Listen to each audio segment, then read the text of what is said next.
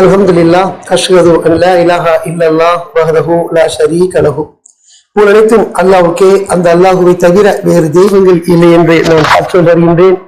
நாம் வழிபடக்கூடிய அந்த அல்லாஹ் ஒருவராகவும் தடுத்தவராகவும் இணைகள் அற்றவராகவும் ஏகோபித்த அதிகாரத்திற்கு உரிமை உள்ள ஒருவராகவும் இருக்கின்றார்.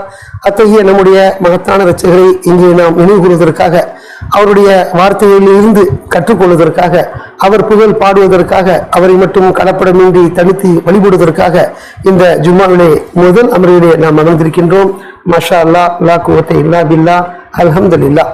அல்லாஹ்வுடைய வார்த்தைகளான அல் குர்ஆன் மட்டுமே மார்க்கத்தின் ஆதாரம் என்றும், இந்த குர்ஆனை தவிர வேறு எந்த ஒன்றும் மார்க்கத்தின் ஆதாரமோ அடிப்படையோ கிடையாது என்றும் நாம் ஒரு தெளிவான அறிவை அடைந்திருக்கின்றோம், புரிந்து கொள்வதை அடைந்திருக்கின்றோம். அதை அல்லாஹ் நமக்கு அல்லாஹ் வழங்கி நம்மை ஆசீர்வதித்திருக்கின்றார், அருள் செய்திருக்கின்றார். அல்ஹம்துலில்லாஹ்.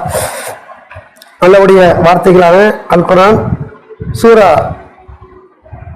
மேரி, அதாவது அத்தியாயத்தில் 19. நம்ம பல வசனங்கள் தொடர்ந்து வெவ்வேறு பார்த்துட்டு வரோம். இன்னைக்கு ரேண்டமா ஒரு வசனம் பார்க்க போறோம். சூராவுடைய துவக்கம் சூரா 19 மேரி மரியம்ங்கிற தலைப்பில் உள்ள ஒரு சூரா. கடவுளின் பெயரால் மிக்க அருளாளர், மிக்க கருணையாளர். அல்லாஹ் அவருடைய தன்மைகள்ல பிரதானமான தன்மையை நமக்கு எப்பவுமே இந்த பிஸ்மில சொல்லி காட்டுறாரு. அது மிக்க அருளாளர், மிக்க கருணையாளர் அப்படிங்கிறத நாமளும் பார்க்கிறோம். அவர் முன்னே மிகுந்த அருளால தான் நாமளும் இயங்கிக்கிட்டு இருக்கோம். அவர் நம் மீது கொண்ட கருணையால தான் நாம அவரை அடையாளம் கண்டிருக்கிறோம். இல்லாட்டா நாம ஏனைய மனிதர்களை போல சும்மா சுற்றி திரிஞ்சிட்டு இருப்போம். அப்படி இல்லாம அவரை அடையாளம் கொண்டவர்களாக, அவரை மட்டும் வழிபடக்கூடியவர்களாக, அவருடைய தன்மைகளை அறிந்தவர்களாக அல்ல நம்மளை ஆக்கி வச்சிருக்கிறாரு. அது அவருடைய கருணையின் வெளிப்பாடா இருக்குது. கருணை மட்டும் இல்லைன்னா நாமளும் 10 பௌர்ணமி இருப்போங்கிறத நம்ம பார்க்கிறோம். தொடர்ச்சியா முதல் வசனம் அவர் பிலாய் விஷயத்தான ரஜி க ஹ ய ஐன் சாத் அப்படின்னு சொல்லிட்டு ஒரு 5 முத்திரை எழுத்துக்கள் கொண்ட ஒரு சூறாவா இருக்குது. நம்ம அறிஞ்சு வச்சிருக்கிறோம் முத்திரை எழுத்துக்களை பத்தி. அலிஃப் லாம் மீம் தொடங்குது அல் பக்ரா, அதுல 3 எழுத்துல இருக்குது. பல சூறாக்கள் 3 எழுத்துல அலிஃப் லாம் மீம், அலிஃப் லாம் மீம் ரா, அலிஃப் லாம் மீம் சாத்து இது இருக்குது. அது ஒத்த எழுத்துல இருக்குது, 2 எழுத்துல இருக்குது. யாசின்கிறது 2 எழுத்துல இருக்குது, காஃப்ங்கிறது ஒத்த எழுத்துல இருக்குது. இப்படி பல விதமா அமைச்சிருக்கிறார்கள். அதுல ஒண்ணு இந்த 19 அத்தியாயத்துல அதிகபட்சமான எழுத்துக்களை கொண்டு அமைச்சிருக்கிறார். காஹா யா ஐன் சாத் அப்படின்னு சொல்லிட்டு இந்த 5 எழுத்தினுடைய விஷயம் நம்ம அறிஞ்சிருக்கிறோம். ஒவ்வொரு சூறாவுடைய துவக்கத்துல என்ன முத்திரை எழுத்து இருக்குதோ அந்த முத்திரை எழுத்தினுடைய எழுத்துக்கள் சூறாக்கு உள்ள நம்ம கவுண்ட் பண்ணி பார்த்தோம்னா 19 மடங்காக இருக்கும் அப்படின்னு அறிஞ்சு வச்சிருக்கிறோம். அந்த அடிப்படையில் இதுக்கு அதிகமான எழுத்து அல்லாஹ் கொடுத்திருக்கிறாருன்னா இதுக்கு உள்ள வரக்கூடிய சம்பவம் ஒன்று இருக்குது. அதாவது உலகத்துல இயல்பு என்ன, கணவன் மனைவி ஒரு உறவால தான் குழந்தை உருவாகுதுங்கிறத அறிவியல் பூர்வமா அறிஞ்சு வச்சிருக்கிறோம். உலகத்தில் நடக்கிறதையும் பார்க்கிறோம். கணவன் மனைவி சேரலைன்னா குழந்தை பாக்கியம் கிடையாதுன்னு. ஆனா மேரி அப்படிங்கிற மரியம்ங்கிற ஒரு பெண்ணுக்கு, கன்னி பெண்ணுக்கு ஒரு ஜீசஸ்ங்கிற குழந்தை பிறந்த விஷயத்தை நம்ம இதை பார்க்கிறோம். அப்ப அது மக்களால் நம்பக்கூடிய ஒரு விஷயமா இருக்காதுல்ல. பொதுவாக எல்லாருமே இயல்பு நடக்குது. ஆனா இங்க மட்டும் வித்தியாசமா இருக்குது. அது எப்படிங்கிற கேள்வி வரும். அந்த கேள்வியை அடையாளம் காண்பதற்கு, அந்த கேள்வியை தவிர்ப்பதற்கு, அல்லது கேள்விக்கு பதிலை அடைவதற்காக என்ன செய்யறாருங்க, அதிகபட்சமான ஒரு முத்திரை வச்சிருக்கிறார். அது இன்னும் நமக்கு பிரமிப்பு ஊட்டக்கூடிய ஒரு விஷயமா இருக்குது. 3 எழுத்து செஞ்சா கூட ஆச்சரியம் தான், ஒரு எழுத்து இருந்தாலும் ஆச்சரியம் தான். ஆனா அதிகபட்சமான எழுத்து இதில் கொடுத்து அவர் உண்மையிலேயே அப்படித்தான் பிறந்தார் அப்படிங்கிறத ப்ரூவ் பண்ணக்கூடிய விஷயமா பல கட்டமைப்புல இந்த குர்ஆன் இருக்குதுங்கிறத இந்த அத்தியாயத்தினுடைய முதல் வசனத்துல பார்க்கிறோம். தொடர்ச்சியா ஒரு பிற விஷயத்தான ரஜி தன் சேவகர் ஜக்கரியாவின்பால் உம்முடைய இரட்சகரின் கருணையை பற்றிய ஒரு விவரிப்பு. இந்த மரியத்தை வளர்த்தவங்க தகப்பனாரா இருக்கிறாரு, ஜக்கரியாவை பற்றிய ஒரு விவரிப்புன்னு சொல்லி தொடங்குறார். ஒரு வரலாறு நல்லா நம்ம சொல்லி தரார் நம்மளுக்கு. எப்படி தன் சேவகர், அவரை தன்னுடைய சேவகராக, சர்வெண்ட் ஆஃப் காடா அவரு அல்லாஹ் பார்க்கிறார், தன்னுடைய ஊழியராக பார்க்கிறார். அல்லாஹ் தன்னுடைய ஒரு மனிதனை என்னுடைய ஊழியர் சொல்றது பெரிய விஷயம், என்னுடைய அடியார் சொல்றது பெரிய விஷயம் இல்லை. அது எவ்வளவு பெரிய பாக்கியம். அது எல்லாரும் கிடைக்குமான்னு தெரியாதது. நாம சொல்லிக்கிறோம், நான் அல்லாஹ்வுடைய சேவகர், நான் ஊழியர், நம்ம சொல்லிக்கிடுவோம். நம்மளை அவர் ஏற்றுக்கொள்ளணும்ல. அது எவ்வளவு ஆனங்க அல்லாஹ் ஏற்றுக்கொள்ள ஒருத்தர் சொல்றாருங்க. தன் சேவகர் ஜக்கரியாவின்பால் உம்முடைய இரட்சகரின் கருணையை பற்றி ஒரு ஜக்கரியாவுக்கு எவ்வளவு பெரிய கருணையை நான் செஞ்சிருக்கிறேன் அப்படிங்கிறத விவரிக்கக்கூடிய வரலாறு சொல்லக்கூடிய ஒரு சூறாவா இது இருக்குதுங்கிறத பார்க்கிறோம். அடுத்து அவர் தன் இரட்சகரை அழைத்தார், ரகசியமானது அழைப்புகிறார். அவர் யாரு? ஜக்கரியா கடவுளை அழைக்கிறார். எப்படி? ஒரு பிரார்த்தனை மூலமா பேசுறாரு, கூப்பிடுறாரு, கேட்கிறாரு, பேசுறாரு, பிரார்த்தனை பண்றாரு. எப்படிப்பட்ட அழைப்பு தனியா அல்லாஹ் சொல்றாரு, ரகசியமானது அழைப்புங்கிறார். ரகசியமான அழைப்பு என்ன அர்த்தம்? ரகசியம் என்ன தெரியுமா? எனக்கு மட்டும் தெரிஞ்ச ரகசியம். வேற நான் அதை ஒளிய ஒரு ஆட்டை சொல்லிட்டு அது ரகசியமே கிடையாது. அல்லது ஒரு ஆட்டை சொல்லி 2 பேரும் வச்சுக்கிறது அது ரகசியம். உனக்கு எனக்கு மட்டும் தெரிவிட்டு அந்த ரகசியம் சொல்லுவோம் தெரியுமா, அது ரகசியம். அது மாதிரியான ஒரு அழைப்பு, ரகசியமான ஒரு அழைப்புங்கிற கடவுள்கிட்ட தனிப்பட்ட முறையில் அவர் அது எப்படி அது வரும் தெரியுமா அந்த விஷயம்லாம். சாதாரண நம்ம பிரார்த்தனை பண்ணி போயிட்டு கேட்டுகிட்டே இருக்கிறோம், கேட்குறோம், பேசுகிறோம், போகிறோம். ஆனால் நான் தனியாக பேச போகிறேன், கடவுள்கிட்ட மட்டும் பேச போகிறேன் அப்படிங்கிறது எவ்வளோ பெரிய ஒரு முயற்சி, ஒரு ஏற்பாடு. அதை அவர் செய்திருக்கிறாரு. அதை அல்லா விவரிக்கிறார் நம்மள்கிட்ட. எப்படி தன் ரட்சகரை அழைத்தார், எப்படி அழைச்சார், ரகசியமானது ஒரு அழைப்பு அப்படிங்கிறார். நம்ம அந்த அழைப்பு என்னைக்காவது பயன்படுத்திருக்கிறோமா? இந்த ரகசியமான அழைப்பு, நான் கடவுளை மட்டும் பேச போகிறேன், கடவுளை சேர்ந்து இருக்க போகிறேன், கடவுள்கிட்ட கேட்க போகிறேன், என்னோட தேவையை பண்ண போகிறேன் அப்படின்னு நம்ம ரகசியமாக எப்போது பண்ணியிருக்கோம்னா ரொம்ப ரேராக இருக்கும். அப்போ அதை நம்ம செயல்படுத்த தான் இந்த வார்த்தையாளர் சொல்லித்தரார்.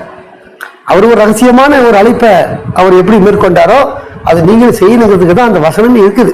ஆனால் அதை நம்ம செய்யறது இல்லை. அதை எல்லா வேலையும் விட்டுட்டு தனியாக போகிறது, ஒரு ரூமில் இருக்கிறது, நம்ம மட்டும் இருக்கிறது, கடவுள்கிட்ட மட்டும் பேசுறது, ரகசியமாக நம்ம நினச்சிக்கிறது, இது எல்லாம் கிணறு தெரிஞ்ச ரகசியம் எவ்வளோ தெரியாது நம்ம சொல்கிறோம்ல, மனசில் பிரகடனப்படுத்துகிறோம்ல, அதெல்லாம் ரகசியமான விஷயம். அப்படி நம்ம ரகசியமாக என்ன நம்ம பேசியிருக்கோம் நம்ம நினைச்சகிட்ட. ஆனால் பேசணும் விஷயம் நிறைய இருக்குது. நம்மளுக்கு நம்ம நிறைய பிரச்சனை இருக்குது, நம்ம நிறைய ஆபத்து இருக்குது, நிறைய வியாதி இருக்குது. அதெல்லாம் நம்ம கடவுள்கிட்ட சொல்லி நம்ம தீர்த்து கொள்ளலாம். ஆனால் நம்ம ஞாபகம் வர்றதில்லை. ஒரு வியாதி வரும்பொழுது நம்ம அல்லாஹ் கேட்கணுமே, இந்த பிரார்த்திக்கணுமே, நிவாரணத்தை கேட்கணுமே அப்படின்னு ஒரு விஷயம் எப்போ அந்த வியாதி இருக்கும்போது ஞாபகம் வர்றதில்லை. ரொம்ப புத்தி போய் முடியாமல் போனதுக்கு அப்புறம் அதுக்கு போய் பார்ப்போம், அட இது எப்போ செஞ்சுக்கலாம் மேடம் நினைப்போம்.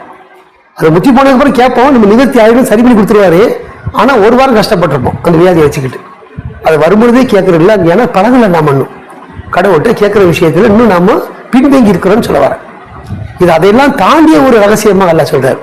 அப்போ நம்ம அதுக்குன்னு ஒரு பிரத்யேகமாக நாம் இருந்து தனியாக ஒரு அறையில் போய் பிரார்த்தனை பண்ணுறது, சஜிதா பண்ணுறது, அவர்கிட்ட பேசுறது, அவர்கிட்ட கேட்கறது, அதான் ரகசியமான ஒரு அழைப்பு, பிரார்த்தனை அப்படிங்கிறத நாம் இந்த வசனத்தில் கற்றுக்கொள்றோம். அவர் தன் ரட்சகரை அழைத்தார், ரகசியமானது அழைப்பு. ஏன்னா அல்ல ஒரு வார்த்தையா சொல்றாருல்ல, வெறும் சொல்லிட்டு போயிடலாமே, அவர் அழைச்சார் கேட்டார்னு. ஏன் அதை ஒரு ரகசியமா அழைப்பு சொல்லி தராரு? அப்ப அதுல விஷயங்கள் இருக்குதுன்னு நம்ம கற்றுக்கொள்ளும். நாம அந்த ரகசியத்தை பின்பற்றணும், நாம முயற்சி பண்ணணும் அப்படிங்கிறத நாம கற்றுக்கொள்றோம். அப்ப அவர் கூறினார், என் ரட்சகரே, எனது உடலில் எலும்புகள் மக்கி போய்விட்டன.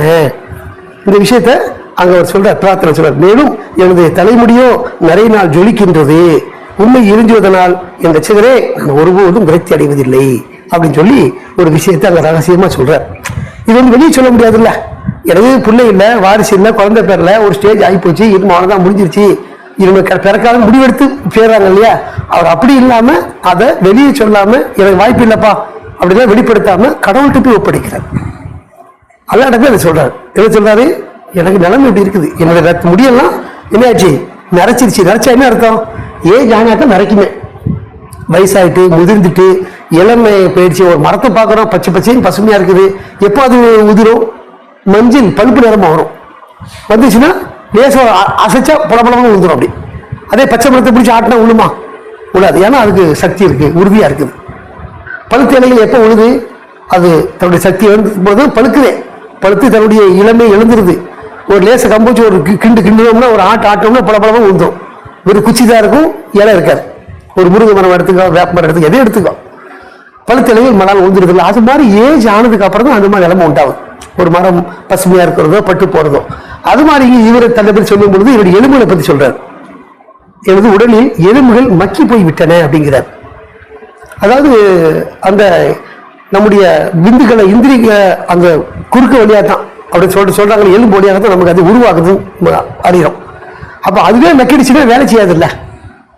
ரத்தங்கள், விந்துகள், அணுக்கு எல்லாமே அங்கே வேலை செய்யாது. அதுதான் அவங்க அறிவியல் சிகிச்சை இருக்காது இல்லை.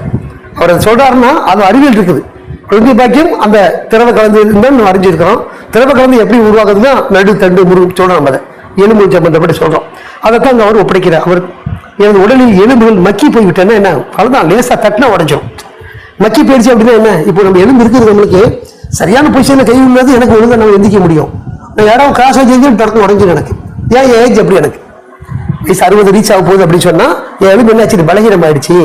எலும்பை பத்தி கண்ணாடி டாக்டர் போய் கேட்டாரு, சொல்லுவாரு அது கண்ணாடி மாதிரி பாரு, அது கண்ணாடி மாதிரி தான். கண்ணாடிச்சும் கண்ணாடி கீழே போட்டு டமால் உடைஞ்சிரும். நம்ம படி தவறி கீழே வந்து உழந்தோம்னா ஏன் கையால் உடையுது? அதே உடையணும். எவ்வளவு உறுதியா நம்மளால 50 கிலோ தூக்க முடியுது அந்த எலும்பை கொண்டு. பொசிதான் தூக்க முடியும். பொசிதான் தொங்க விட்டாலும் எலும்பு முடிஞ்சு போயிடும். புரியுதா? நேர நீல வட்டது தூக்கலாம்னா நம்ம தூக்க முடியும். 20 கிலோ தூக்க முடியும். 20 கிலோ வெயிட்டா கையில கொண்டு போட்டோம்னா அது எலும்பு ஒடிஞ்சிடும். அப்ப அது என்ன விஷயம்னா எலும்பு வந்து பலம் இல்லை, மக்கி இருக்குது அப்படிங்கிறத நம்ம புரிய அறிஞ்சிக்கிறோம். பொதுவாக எலும்பு அப்படித்தான், வயசாகிட்டா கீழே விழுந்தாலே மனம் ஒடிஞ்சிடும். திரும்ப ரொம்ப நாளாக சேர்த்துக்கு ஆகும். வயசாக பொறுத்த வரைக்கும் இளம் வயசுல உள்ளது குயிக்கா சேரும். ரத்த ஓட்டம் அதிகமாக இருக்கும். முதல்ல எலும்பு ஒடிஞ்சா கிட்ட வச்சு கெட்டுவாங்க. கொழுப்பு உருவாகும். கொழுப்புகள் வந்து திருப்பி என்ன ஆகும்? அந்த சதைகள் வந்து திரும்ப எலும்பா மாறும். ஒடிஞ்ச கைகள் ஒடிஞ்ச கால்கள் தொட்டுப்பாரு, ஈவனா சராசரியா ஒரே மாதிரி பழைய மாதிரி இருக்காது. ஒடிஞ்ச இடத்துல ஜாயின் பண்ண ஒரு குழுப்பு இருக்கும், ஒரு தடுப்பு இருக்கும், ஒரு மேடு இருக்கும். இதெல்லாம் அந்த அனுபவப்பட்டவங்க சொல்லுவாங்க. நம்ம தெரிஞ்சு வச்சிருக்கிறோம் அந்த விஷயத்த. அதனால வந்து அது அப்படித்தான் உருவாகுது இளமையில. ஆனா முதுமையா இருந்துச்சுன்னா ஒட்டுறது ரொம்ப லேட். எந்த அளவுக்கு உடல்ல நம்முடைய எல்லா இயக்கங்களுமே சுரப்பிகள் குறைஞ்சிருது, ஜீரணம் குறைஞ்சிருது, எல்லாமே குறையும் பொழுது அந்த கூடக்கூடிய தன்மையும் குறைஞ்சிரும். எலும்போடு எலும்பா ஜாயிண்ட் ஆகக்கூடிய கூடக்கூடிய தன்மையும் குறைஞ்சிடும், இன்னும் இதாயிடும். அந்த மாதிரி நிலைமையில அவர் சொல்றாரு, என் ரட்சகரே எனது உடலில் எலும்புகள் மக்கி போய்விட்டன. அப்போ அங்க திரும்பவும் திரவங்கள் உருவாவதற்கு வாய்ப்பு இல்லைங்கிறது சொல்றார். மேலும் எனது தலைமுடியோ நிறைய நாள் ஜொலிக்கிறதுங்கிறார், மினுமினுக்குது விளைவிலேன்னு. அப்படி அந்த அளவுக்கு ஏஜ் ஆகி போச்சு, வயசாகி போச்சு. உண்மை. ஆனாலும் நான் என்ன செய்யறேன், ஒரு குழந்தை பாக்கியத்துக்கு கல்பிரில வருத விஷயம். இந்த வசனம் ஷார்ட்டா இருந்தாலும் அது அதைத்தான் சொல்லுது, நமக்கு புரிஞ்சுக்கிடலாம். அப்ப இந்த இடத்துல உண்மை இருந்துவதனால் என் ரட்சகரே நான் ஒருபோதும் விரக்தி அடைவதில்லை அப்படிங்கிறார். ஏன்? அவரை போய் தெரிஞ்சு வச்சிருக்கிறார். கடவுள்னா யாரு, அவர் தன்மை என்ன தெரிஞ்சு வச்சிருக்கிறார். அதனால விரக்தி இல்லைங்கிறார். விரக்தி எப்ப அடைய திரும்பணுமோ, ஒண்ணுமே நம்ம செய்ய முடியல, எந்த பக்கம் பார்த்தா அடப்பு இருக்குது அப்படின்னு விரக்தி அடைச்சிரும். வழி இல்லை அப்படின்னா, வாழ வழி இல்லை, சாப்பிட வழி இல்லை, சம்பாதிக்க வழி இல்லை, உதவிக்கு ஆளி இல்லை, இருக்க இடம் இல்லை, உடுத்த துணி இல்லை, எல்லாமே கிடைக்கல, ஏதாவது வேலை கிடைச்சிருமா சுத்தி புத்தி பார்க்கறோம், எதுக்கு வழி என்ன ஆகும்? விரக்தி அடைக்கிறோம். இந்த மாதிரி விரக்தி அடைவது என்ன செய்ய நல்லா வழிகளை சொல்லித்தர நமக்கு. அது ஒரு வருஷத்துல பார்க்குறோம். நம்ம 21-15 நினைக்கிறேன். அதில் நம்ம வந்து எதையுமே உலகத்தை எல்லாத்தையுமே நம்ம விட்டுட்டு கடலை மட்டும் சார்ந்து இருந்து நம்ம அவரை நினைச்சு பார்த்தோம்னா உண்மையிலே அந்த நம்மள்ட்ட உள்ள அந்த இயலாமை விரக்தி நம்மள்ட்ட அகண்டு போவதை நீங்கள் பார்ப்பீர்கள். ஒரு சொல்றாரு, ஒரு சாட்சியமா இருக்குது, ஒரு சான்றா இருக்குது. அதை செஞ்சு பார்த்தா நம்ம மன அமைதி பெறுறோம், அந்த விரக்தியிலிருந்து வெளியாகிறோம். எவ்வளவு பேர் தற்கொலை முயற்சி பண்றான்? எப்படி பண்றான்? அவன் 20 மணிக்கு குதிக்கிறான், நம்ம 4 மணிக்கு குதிக்க மாட்டோமோ. அதை குதிச்சா வலிக்குமே, ஒடிஞ்சு போயிருமே, சாவல்னா கஷ்டம்ல அப்படின்னு பயம் நமக்கு இருக்கும். 4 மாடி 20 மாடிக்கு ஒருத்த குதிக்கிறான்னா அவனுக்கு என்ன தைரியமா? சாத்தா அந்த அளவுக்கு அவனை கிரைச்சி வச்சிருக்கான். எதையும் செய்ய வைப்பான் சேத்தான் பொறுத்த வரைக்கும், எந்த இதையும் செய்ய வைப்பான். 20 மாடி இருந்து குதிச்சா என்ன ஆவா நமக்கு தெரியும், சதறி போயிடுமே. அது எவ்வளவு வலி இருக்கு, நம்ம உணர்ந்தா நம்ம செய்வோமோ? செய்ய மாட்டோம். ஆனா சேத்தான் அவனை கூட்டு போறான் பாரு, அந்த அளவுக்கு கூட்டு போய் செய்ய வைக்கிறான். அந்த மாதிரி அவன் நம்பிக்கை இழந்துட்டான், விரக்தி ஆகிட்டான். ஸோ நம்பிக்கை இழந்து அப்படி அவன் செய்யறான். ஆனா இவரை பொறுத்த வரைக்கும், ஜெகரியா பொறுத்த வரைக்கும் கடவுளை அறிஞ்சிட்டு இருக்கிறார். கடவுள்னா யாரு, எப்பேற்பட்டவர், எவ்வளவு மகத்தானவர், எவ்வளவு பிரம்மாண்டமானவர், என்னென்ன செஞ்சிருக்கிறாரு, எவ்வளவு சக்தி உள்ளவராக இருக்கிறாரு, நம்ம கூடவே இருக்கிறாரு, நம்மளை பார்த்துட்டு இருக்கிறாரு, வேண்டியதை தர்றாரு, நம்மளை இயக்குறாரு, நம்மளை பேச வச்சிருக்கிறாருன்னு பல விஷயத்த அவருடைய தன்மை அறிஞ்சு வச்சிருக்கோம். நம்ம அதே மாதிரி அவரும் அறிஞ்சு வச்சதுனால தான் நான் உம்மிடத்துல பிரார்த்திப்பதால் ஒருபோதும் விரக்தி அடைவதில்லை. விரக்தி வந்ததே இல்லை. ஏன்னா அவருக்கு நம்பிக்கை இருக்குது. சுற்றி எல்லா நம்பிக்கைகளும் விரக்திக்கு போறதுக்கு கடவுளுங்கிற நம்பிக்கை எவ்வளவு பெரிய விஷயம் இருக்குது. அது இருக்கிற வரைக்கும் விரக்திக்கு போக வேண்டிய அவசியமே இருக்காதுங்கிறத அங்க அவர் வெளிப்படுத்துறாரு. நான் ஒருபோதும் விரக்தி அடைவதில்லை. அதனால கேட்கிறாரு, என்ன கேட்கிறாரு? ஒரு குழந்தைய பாக்கியத்தை கேட்கிறாரு. தொடர்ந்து பார்ப்போம். தூபு இலல்லாஹ், அல்ஹம்துலில்லாஹ், அஷ்ஹது அன் லா இலாஹா இல்லல்லாஹ் வஹ்தஹு லா ஷரீக லஹு. உலகத்தும் அல்லாஹ்வுக்கே, அந்த அல்லாஹ்வை தவிர வேறு தெய்வங்கள் இல்லை என்று நான் சாட்சியம் பெறுகின்றேன். நாம் வழிபடக்கூடிய அந்த அல்லாஹ் ஒருவராகவும் தனித்தவராகவும் இருக்கின்றார். அத்தகைய நம்முடைய மகத்தான இரட்சகரை இங்கே நாம் அவருடைய வார்த்தையிலிருந்து கற்றுக்கொள்வதற்காக ஜும்மாவுடைய 2வது அமர்விலே அமர்ந்திருக்கின்றோம். மாஷா அல்லாஹ், லா குவத்த இல்லா பில்லா, அல்ஹம்துலில்லாஹ். அப்போ அல்லாஹ்வுடைய இந்த வார்த்தையில் எவ்வளவு விஷயத்தை நமக்கு விவரிக்குது பாருங்க. அது படிக்கும்போது இந்த வரலாறு முழுக்க படிச்சிருந்தா அந்த எல்லாம் நமக்கு தெரிஞ்சிடாது. எதுக்காக அந்த வார்த்தையை பயன்படுத்துறாரு, எதுக்கு அதை சொல்றாரு அப்படிங்கிறதெல்லாம் அவர் ஒரு பிரார்த்தனை மூலமாக தான், பிரார்த்தனை செஞ்சதை தான் இங்க சொல்றாங்க, புரிஞ்சுக்கிறோம். ஆக அவர் ஒருபோதும் என்ன செய்யல, விரக்தி அடையவில்லை அப்படின்னு சொல்லிட்டு என்ன சொல்றாரு, எனக்கு பிறகு என்னை சார்ந்திருப்பவர்களை குறித்து நான் கவலைப்படுகிறேன் அப்படிங்கிறார். மேலும் என் மனைவியோ மலடியாக இருக்கின்றால் உம்மிடமிருந்து ஒரு வாரிசை எனக்கு வழங்குவீராக சொல்றார். ஒரு ரீசன் சொல்றார், காரணம் என்ன சொல்றாரு, எனக்கு பிறகு என்னை சார்ந்திருப்பதை குறித்து நான் கவலைப்படுகிறேன். நான் போயிட்டோம்னா என்ன சார்ந்திருக்கிறாங்கல்ல, அது குறிப்பா மனைவியை மென்ஷன் பண்றாரு. உண்மையில எல்லாருக்குமே ஒரு கவலை அதுதான் இருக்கும். நாம போயிட்டா நாம தான் குடும்பத்தில் நிர்வாகியா இருக்கிறோம், குடும்ப தலைவனா இருக்கிறோம், நாம தான் பொருள் ஈட்டுறோம், மனைவிக்கு எதுவுமே தெரியாது, வீட்டுல வேலை செய்யக்கூடிய பொம்பளை லேடியா இருக்கிறான். அப்ப அவளை பொறுத்த வரைக்கும் சம்பாத்தியம் பண்ண தெரியாது. அப்ப நம்ம போயிட்டா நம்ம மனைவி நம்ம நேசமா இருக்கிறோம், நம்ம ஆதரவு வச்சிருக்கிறோம், நம்ம கவனிச்சுக்கிறோம், நம்ம பெருமையா பாக்குறோம். அமைதியை பொறுத்து பெருமையா பார்க்கறது, வெறுப்பா பார்க்கறதுலாம் ஒரு வாழ்க்கையை பொறுத்து, நம்மளை பொறுத்த வரைக்கும் அல்ல ஒரு திருப்தியான ஒரு குடும்பத்தை வாழ்க்கையை நம்ம கொடுத்துருக்கிறார். அப்ப அதை நம்ம ரொம்ப சந்தோஷமா அனுபவிச்சுட்டு இருக்கிறோம். அப்படி இருக்கும் பொழுது இந்த மாதிரி பட்சத்துல நாம போயிட்டா நம்ம மனைவிக்கு என்ன அப்படின்னு ஒரு கவலை எல்லாருக்கும் இருக்கிற செய்யும். அதுக்காக ஒரு வாரிசு அவர் கேட்கிறார். நான் போயிட்டா அவனை பார்த்துக்கிறதுக்கு, அவளை கவனிச்சுக்கிறதுக்கு, அவளுக்காக போரிட்டு ஒரு வகையில நம்ம சொல்லலாம், என்ன வகையில சொல்லலாம், ஒவ்வொருத்தருக்கும் ஒரு ஐடியா.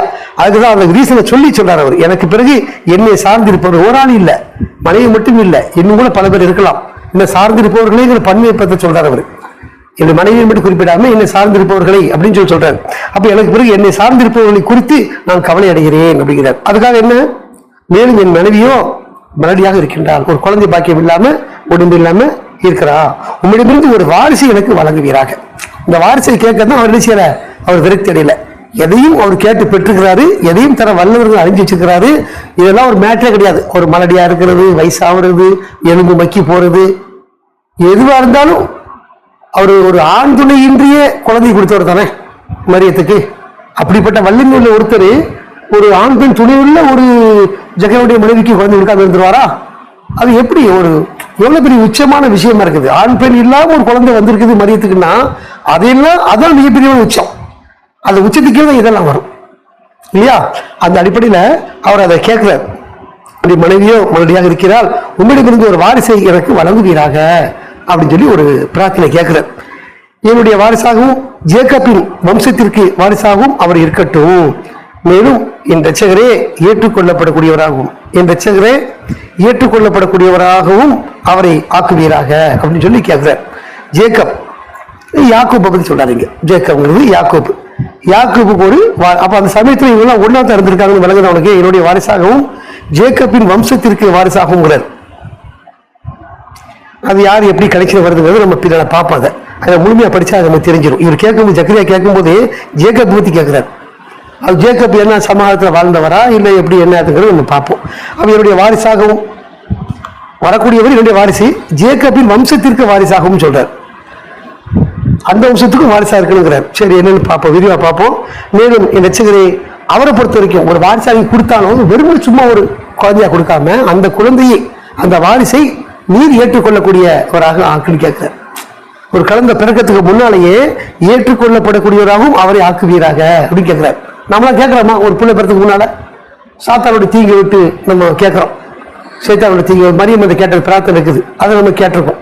ஆனா நம்ம இந்த வசனத்தில் இதை பார்க்கிறோம், ஏற்றுக்கொள்ளக்கூடியவராக கடவுளால் ஏற்றுக்கொள்ளக்கூடிய ஊழியராக இருக்கணுங்கிறத அவர் கேட்கிறார். விரும்பின பிள்ளையா மட்டும் இல்லாம அப்ப கடவுளால் ஏற்றுக்கொள்ளக்கூடிய குழந்தை எப்படி இருக்கும்? நமக்கு ஒரு ஆதரவான குழந்தையா இருக்கும், பெற்றோரை பேரக்கூடிய குழந்தையா, பெற்றோரை பார்க்கக்கூடிய குழந்தையா இருக்கும் அப்படிங்கிறத நம்ம பார்க்கிறோம் இல்லையா? கடவுளுக்கு எதிராக உள்ளவன் குடும்பத்துக்கு எதிராக இருப்பான், பெற்றோருக்கு எதிராக இருப்பான். இன்னைக்கு பல குடும்பங்கள் அப்படிதான் இருந்துட்டு இருக்குது. காரணம் இது மாதிரி பிரார்த்தனைகள் இல்லை. அதை கேட்கணும். அதை கடவுளால் ஏற்றுக்கொள்ளக்கூடியவன் இருக்கணும் அப்படின்னா அவர் ஏற்றுக்கொண்டா நம்ம கூட மார்க்க சுத்தமா தெரிய கூட தெரியலாம். கடவுளால் ஏற்றுக்கொள்ள ஒருத்தன் முழுமையா தெரிஞ்சிருப்பான், நமக்கு சொல்லிக் கொடுப்பான், நல்லா கவனிச்சுக்கிடுவான் அப்படிங்கிற ஒரு கான்செப்ட் நமக்கு அதுல விளங்குது. அப்படி அவர் பிரார்த்தனை பண்ணாருங்கிறத இங்க சொல்றாரு. என்னுடைய வாரிசாகவும் ஜேக்கப்பின் வம்சத்திற்கு வாரிசாகவும் அவர் இருக்கட்டும், மேலும் என் ரட்சகரே ஏற்றுக்கொள்ளப்படக்கூடியவராகவும் அவரை ஆக்குவீராக அப்படின்னு சொல்லி ஒரு பிரார்த்தனை பண்றாரு.